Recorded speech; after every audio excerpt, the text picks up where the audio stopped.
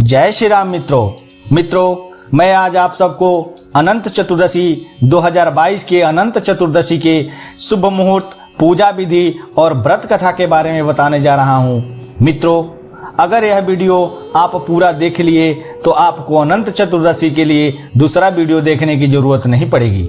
मित्रों, अनंत चतुर्दशी के दिन भगवान विष्णु के अनंत रूप की आराधना की जाती है।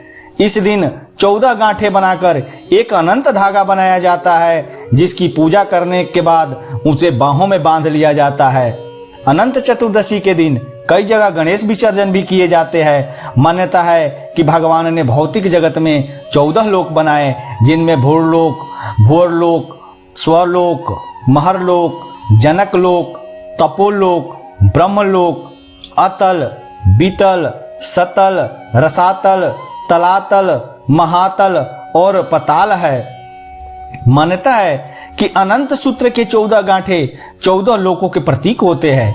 यह भी मान्यता है कि जो 14 सालों तक लगातार अनंत चतुर्दशी का व्रत रखता है, उसे विष्णु लोक की प्राप्ति होती है। अनंत सूत्र के को पुरुष दाहिने और महिलाएं बाएं हाथों में बांधती है। आइए अब हम आपको अनंत चतुर्दशी की कथा सुना रहा हूँ। इसे ध्यान पूर्वक, श्रद्धा और विश्वास के साथ सुनना। अनंत चतुर्दशी की कथा मैं प्रारंभ कर रहा हूँ। इस व्रत का जिक्र पुराणों में भी मिलता है। जब पांडव जुए में अपना सारा राजपाट हारकर वन में कष्ट भोग रहे थे, तब भगवान श्री कृष्ण ने अनंत चतुर्दशी व्रत करने की सलाह दी थी। श्री कृष्ण ने युधिष्ठिर से कहा कि अगर वह विधि पूर्वक अनंत भगवान का व्रत करेंगे तो इससे उनका सारा संकट दूर हो जाएगा और खोया हुआ राज्य फिर से वापस हो जाएगा। श्री कृष्ण ने इस व्रत की महत्ता समझाने के लिए एक कथा भी सुनाई थी। वह कथा मैं आप सबको सुना रहा हूँ। आप श्रद्धा और विश्वास के साथ ध्यान पूर्वक सुनिए। प्राचीन काल में सुमंत नामक एक तपस्वी ब्राह्मण थे। उसकी पत्नी का नाम दीक्षा था। दोनों की एक परम सुंदरी, धर्मपरायण तथा ज्योतिर्मयी कन्या थी, जिसका नाम सुशीला था। सुशीला बड़ी हुई तो उसकी माता दीक्षा की मृत्यु हो गई। पत्नी की मृत्यु के उपरांत सुमंत ने कर्कशा नामक स्त्री से दूसरा विवाह कर लिया और सुशीला का विवाह ब्राह्मण सुमंत ने कौंडिन्य ऋषि के साथ कर दिए। विदाई के समय कर्कशा ने दामाद को कुछ ईंटें और पत्थरों के टुकड़े बांध कर दे दिए। कौंडिन्य ऋषि अपनी पत्नी को लेकर अपने आश्रम की ओर निकल पड़े। रास्ते में ही शाम ढलने लग गई और ऋषि नदी के किनारे संध्या बंदन करने लगे।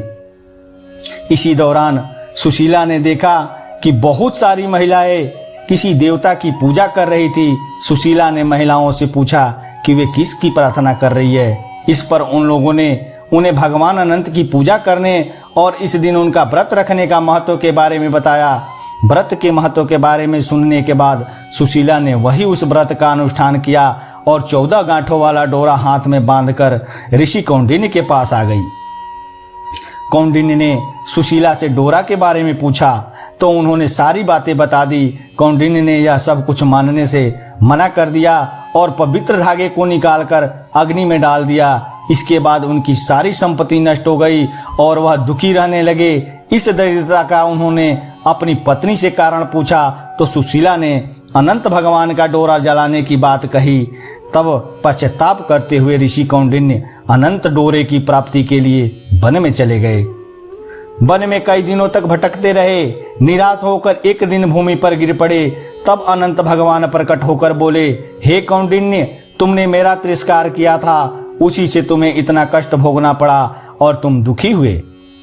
अब तुमने पश्चाताप किया है, मैं तुमसे प्रसन्न हूँ। अब तुम घर जाकर विधि पूर्वक अनंत व्रत करो। 14 वर्षों तक व्रत करने से तुम्हारा दुख दूर हो जाएगा।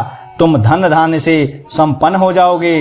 कौंडिन्य ने वैसा ही किया और उन्हें सारे क्लेशों से मुक्ति मिल गई।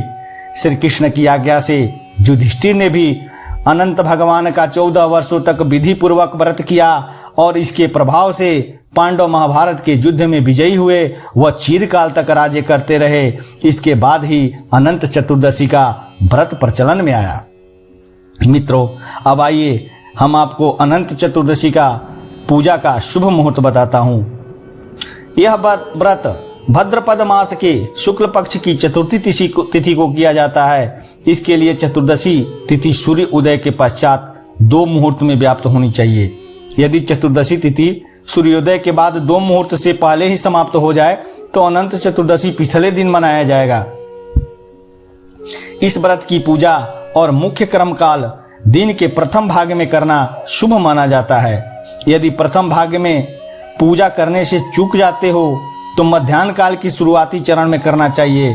मध्याह्न की शुरुआती चरण दिन के सप्तम से नवम मुहूर्त तक होता है। इस बार अनंत चतुर्दशी का त्योहार 9 सितंबर शुक्रवार को मनाया जाएगा। मान्यताओं के अनुसार जो व्यक्ति इस दिन भगवान विष्णु की पूजा करता है उसकी सभी इच्छाएं पूरी हो जाती है, उसे सभी तरह के कष्टों से छुटकारा मिल जाता है। आइए अब हम आपको अनंत चतुर्दशी की तिथि और पूजा विधि के बारे में बताता हूँ। चतुर्दशी तिथि की आरंभ 8 सितंबर 2022 सायं 4:30 से शुरू होगी और चतुर्दशी तिथि की समाप्ति 9 सितंबर 2022 दोपहर 1:30 पर होगी। अनंत चतुर्दशी 2022 पूजा का शुभ मुहूर्त जो होगा 9 सितंबर को सुबह 6:02 से आरंभ होगी और शाम 6:09 तक रहेगी। आइए अब हम आपको अनंत चतुर्दशी की पूजा विधि के बारे में बताता हूँ।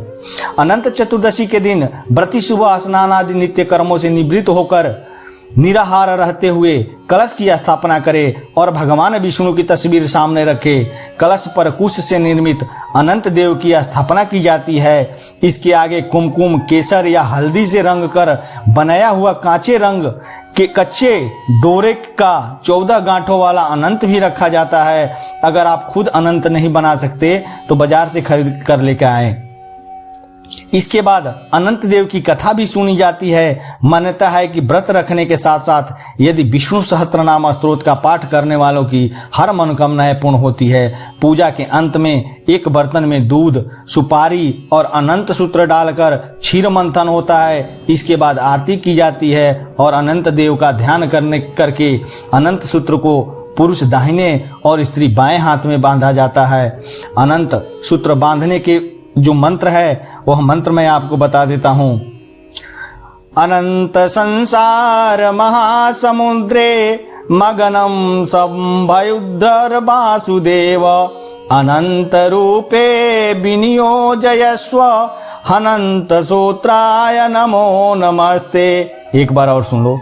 अनंत संसार महासमुद्रे मगनम संभयुद्धर वासुदेव अनंत रूपे विनियोजयस्व अनंत सूत्राय नमो नमस्ते। इसके बाद ब्राह्मण को भोजन कराए और स्वाद और स्वयं प्रसाद ग्रहण करे। और आपको इस मंत्र का अर्थ भी मैं बता दे रहा हूँ। हे वासुदेव, अनंत संसार रूपी महासमुद्र में मैं डूब रहा हूँ या रही हूँ, आप मेरा उद्धार करें। साथ ही अपने अनंत स्वरूप में मुझे भी आप बिन युक्त कर ले। हे अनंत स्वरूप, आपको मेरा बार बार प्रणाम है। मित्रों, यह जानकारी आपको कैसी लगी? अगर यह जानकारी आपको अच्छी लगी हो तो प्लीज़ इस चैनल को सब्सक्राइब करके एक लाइक ज़रूर कर देना और बेल आइकन को दबाना ना भूलना, क्योंकि मैं इस तरह की जानकारियाँ रेगुलर बेस पर लेकर आता रहता हूँ। हिंदू सनातन धर्म से जुड़ी व्रत, त्योहार, पूजा पाठ विधि और वेद पुराणों में सिद्ध चमत्कारी मंत्रों का वर्णन मैं रेगुलर बेस पर लेकर आता रहता हूं। तो आपको इसकी नोटिफिकेशन सबसे पहले मिले और आपको इसका लाभ प्राप्त हो। तब तक के लिए इतना ही। धन्यवाद।